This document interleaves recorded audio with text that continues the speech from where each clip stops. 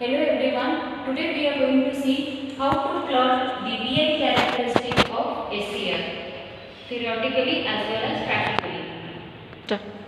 As we know, SCR stands for Silicon Controlled Rectifier. Why this name has been given? Because silicon is used for the construction of SCR and the operation as a rectifier can be controlled. So it is called as silicon controlled rectifier. Basically, thyristor is a 4 alternate layer of P-type, N-type, P-type, N-type material. It has 3 terminals, anode, cathode, gate and 3 junctions J1, J2 and J3. The terminal which is connected to the outer P region is called as anode. The terminal which is connected to the outer N region is called as cathode, whereas the terminal which is connected to the inner P region is called as gate. Now, Sure. like a diode, an SCR is also a unidirectional device that blocks the current from cathode to anode. Basically, thyristor has 3 basic regions of operation. First one is forward blocking region, second one is forward conducting region, third one is reverse blocking region. Now in first forward blocking region, in this region anode is made positive with respect to cathode. Therefore, junction J1 and J3 will be forward bias, whereas junction J2 will be reverse bias. Due to this reverse bias junction J2, only a small leakage current flows from anode to cathode, which is of several milliamperes as shown in this graph. When anode is positive, cathode is negative, junction J2 is reverse bias, only a small amount of leakage current we can see flowing through the SCR. Start. If the forward voltage, that is the voltage applied between anode and cathode, if this voltage is increased to a sufficiently large value, this breakdown of junction J2 will take place and the thyristor will start conducting. Here it is shown in this characteristic. As we can see, for this particular instant gate current is 0 and the voltage required for turning on the SCR is VBO. Start. Normally, thyristor is not turned on by increasing the breakover voltage with anode to cathode voltage beyond VBO, because such turn on by breakdown of junction J2 could be destructive and can cause damage. Start.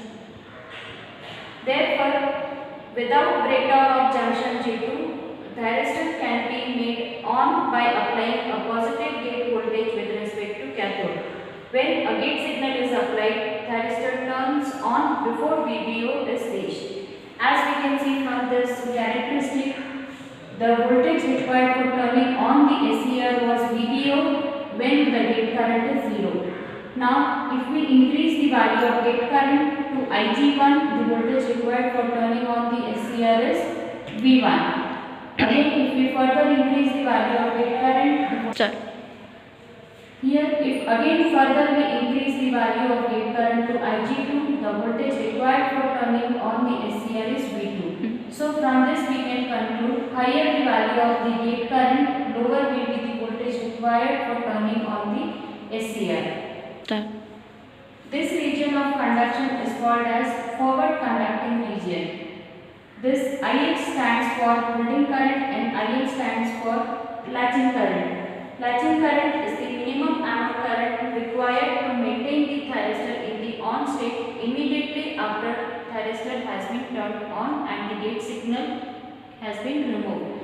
And holding current is the minimum value of anode current below which it must fall for turning off the thyristor. Now the third region is the reverse blocking region. In this region, when the supply terminals are reversed, now anode is made positive with respect to cathode. So junction J1 and J3 will be forward bias and J2 will be reverse bias. This is like two reverse bias diode connected in series. Due to reverse bias junction, only reverse leakage current would flow through the device. Now the same characteristic which we have studied theoretically, we are going to see this characteristic practically. This kit we are using for plotting the VI characteristic of SCR. The apparatus required for plotting the VI characteristic of SCR are DC power supply, load, again resistive load we are considering, which is a lamp load, and multimeters for measuring the value of gate current, anode current and voltage. Start. First we'll connect the DC power supply to the input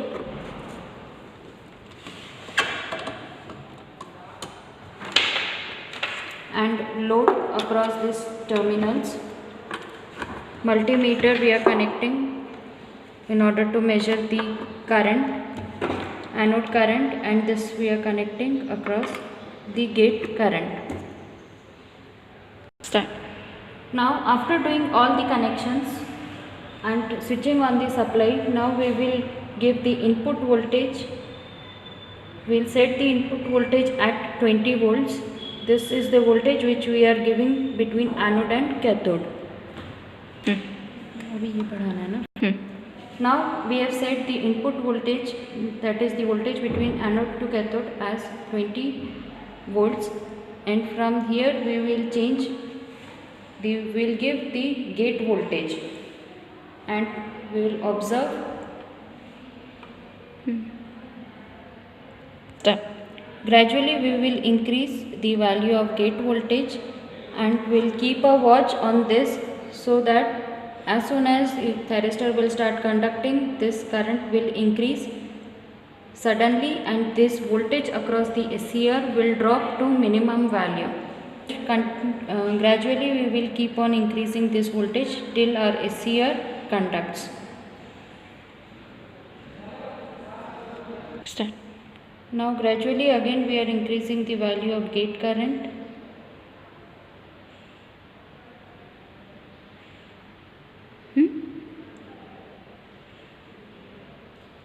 Start. Now as we can see, this is the anode current which is flowing from anode to cathode, and this is the voltage drop across the SCR. This shows that our thyristor is in conducting state. Now the following are the parameters which we are going to observe. First we'll vary the input voltage gradually in steps and then observe the voltage across the anode and cathode and the current flowing through anode. So for recording this readings, we have to reduce this voltage to 0 first, and then gradually we will increase the voltage in steps. Now suppose we are taking our first reading at 3 volt. So input voltage is 3 and the voltage across anode to cathode is 0.6 volts and current flowing from anode to cathode is 4.5. Now following readings we have captured, and from this reading we can see any step we can use. Like here I have used for input voltage as 3, 6, 9. From these readings we can see after 12 volt our SCR is conducting and the voltage has dropped to 0.8 volts and current flowing through anode is increased.